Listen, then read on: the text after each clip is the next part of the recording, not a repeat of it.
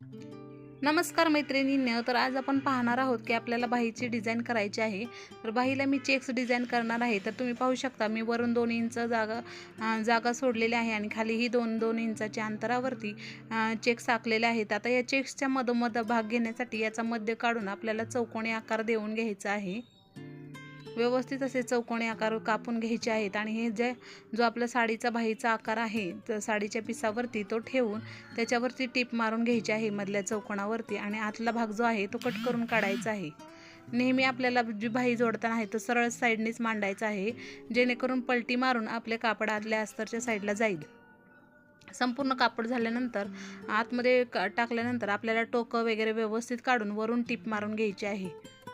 संपूर्णपणे व्यवस्थित अशी टीप मारून झाल्यानंतर आपल्याला खालची जी बाजू आहे बाहीची तीही दुमडून व्यवस्थित टीप मारून घ्यायची आहे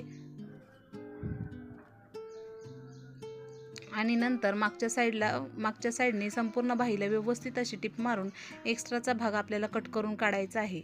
आता आपल्याला काय करायचं आहे, ह्या बाहीला